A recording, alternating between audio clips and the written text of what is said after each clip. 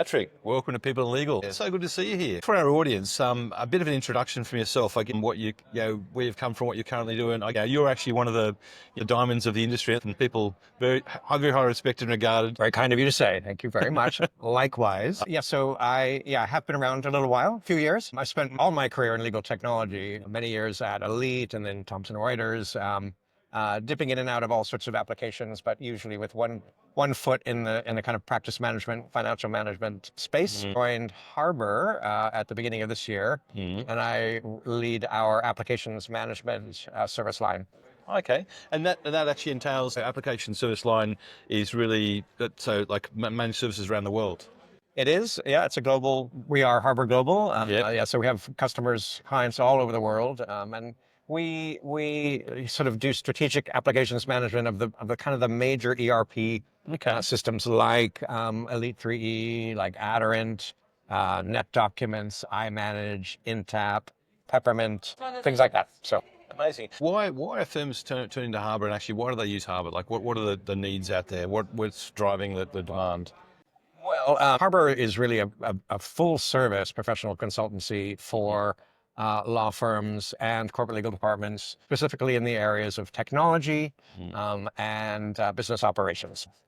Everything from procurement to library services to the kind of stuff that I work on, which is like legal tech operations. But my specific area of business is helping take the burden of managing these applications off the plate of our clients. And I think these are applications that are very industry specific, and maintaining the skill set in-house. Attracting and retaining that talent. And some of these, systems, you only need a skill set, once a month or months, and maintaining that in-house is really, really hard. And then, signing up for ad hoc work, getting an SOW approved. And so we offer, just for a standard monthly fee, you have access to a bench of experts in every facet of these applications that I mentioned. That's actually brilliant, because a number of times I actually hear we've got this person who's been in the firm for a long time.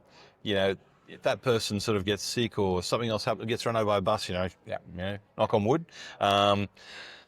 the firm's actually stuffed. They've got no option at all. And I mean and that's just one application specialist. I mean, there's actually other ones as well that I'm sure as well. So it gives like a bit of contingency plan, a bit of redundancy as well in terms of where those guys are at.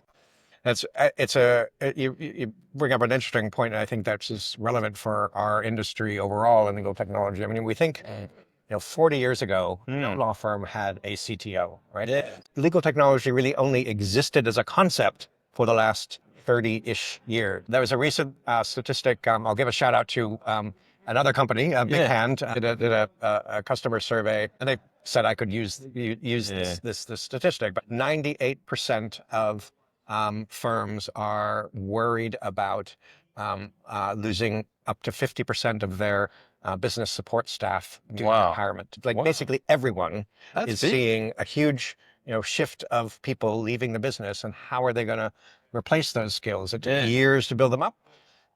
So we're one way.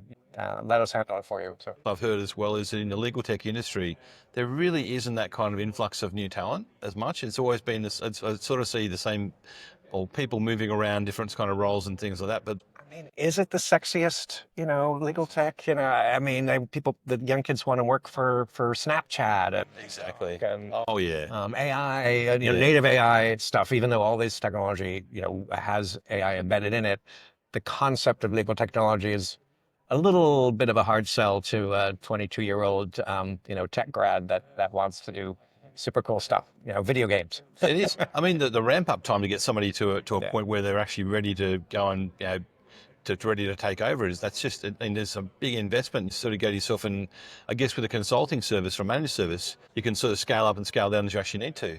Completely. That's the advantage. We, like many of our competitors and partners, are trying to build up, the next generation. We invest a lot in new grads around the globe. But so, hopefully we are seeding the people to. There was a beautiful poem at the keynote yesterday about planting a tree that you're never going to live to see, at its great maturity, but you have to do that for the next generation. You have to plant those seeds and give back to the world. Absolutely. I mean, you've been legal tech for a good while. I mean, what changes have you seen over the years? Well, the more things change, the more they stay the same. AI, of course, is the number one topic of every conference. A couple of years ago, it was cloud. Before that, it was, business intelligence. Before that, way back when it was, the internet. How is the internet going to change? So, and these things come and they go, and I think in 3 years, no one will be talking about AI because it's just part of everything. Any tool you buy has AI embedded in it. Like we're still at that point where everyone's struggling to understand, how am I going to use this? So it's this solution in search of a problem. It is. People are afraid to fall behind. Like some other law firm is going to, figure out a way to use it better, and they're going to, get ahead of me. So I'm curious to see what will happen in 3 to 5 years. But so I guess the changes are constant. But also almost in a way a little bit repetitive. It's the next thing that's going to become commoditized and foundational in everything we do. Like the internet, like email. Do you think the skills of people who actually go into the legal tech industry have changed over the years? Yeah, absolutely. I mean, that's you're in technology. If you learn something today, it's going to be out of date 6 months from now. And, I think that's the challenge for universities and schools that teach technology. Really, it's not about the specific technology. It's about having the aptitude, developing the muscle to just learn the next thing and not, be change averse, not be risk averse to some new thing that comes at you. You've just got to be able to, launch you go and absorb the new one. And if you can learn how to learn, then that'll set you up. Well, I hear quite often when I'm asking people about the kinds of people they want to hire in our other business. I mean, curiosity is number one trait. Yeah, I agree. My number one trait is teamwork. Is teamwork. Yeah, absolutely. So if somebody, no matter how smart they are, no matter how much a hard worker, if they're not a team player, I can't really use them. Absolutely. If they're a team player, then the team will support them. They can help us grow. Yeah, no, definitely teamwork is actually, it's a very, very, very important attribute. Communication skills as well. I think, I guess anyone in legal technology, I'm hearing like change management has always been one of those things that people need to understand, particularly where they're putting a new solution in place. But I guess when you guys are experts at change management. Thank you. Yes, we do consider that we are. Yeah, I mean, that is key. Technology adoption is, there's no point in having an amazing system if people aren't using it well. There's so many.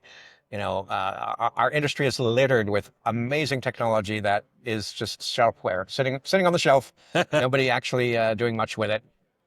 So yeah, that's another part of our business is change management, technology, looking for tools that show where, features are not being taken advantage of, making sure as, in the world of cloud, releases are coming at us, on a daily basis. There's a new feature. Do people know about it? Are people taking advantage of it? Are we maximizing the potential of the investment that we've made in this technology? And so I think that's something you got to constantly stay on top of. Absolutely. Change management is, that's a skill for life. Oh, it is. Super important for technology because people do get used to doing things the way they've always done them, and I don't. And now suddenly the screen is a different color. How am I going to do my work? Exactly. Right. So, but you have to acknowledge that that's human nature and give people time to, grieve the past. Yes. And encourage them gently, but firmly, to get with the present. Oh, no, definitely. I think, and it actually transcends. I mean, it's everything from sort of, I guess, even new policies and procedures and those kinds of things that are non-IT related things. Oh, yeah. The risk world is, and security stuff is coming at us. Now that you mentioned it, I would say if there was one sort of seismic change in legal tech that has happened over the last 5 to 10 years and is only, I think, going to get exponentially greater. It's the element of security and risk. Yeah, I think that, we didn't think about it as much 20 years ago. And it's just become the amount of time, effort, and money all of our clients have to spend on keeping their business secure. It's just going to grow exponentially. Well, I guess particularly what I'm sort of hearing around, I guess, around on the risk side and security side around AI as well, and I guess having all your sort of your ducks in a row and things lined up there perfectly well so they can actually maximize the benefits of AI. Yeah, and AI, comes with, if misused, like anything, if misused, full of risk. That Absolutely. could really be dangerous for any law firm or any corporation. So everything you do, you have to kind of factor in that layer of security and risk prevention. Yeah. One sort of final question, I guess. Do you think the role of a CIO has actually changed over time? Yet, as you sort of said, like there really wasn't that role in the beginning, but how have you sort of seen that evolve, and where do you see it going to? Yeah. Well, obviously, security is now a major part, unfortunately, for CIOs and CTOs. But I would say maybe 10 or more years ago, firm CTOs and CIOs were, trying to position themselves as strategic leaders of law firms, but weren't yet there. I think in most mature law firms, they actually do have a seat at the table. They are driving firm strategy, and their voices are being heard. And I think that has changed. It's now a respected position in the law firm, whereas it took a while to get there. Yeah, no, I definitely agree with that. Patrick, thank you so much for your time today. You're so generous with that. Thank you. Good to see you. Thank you.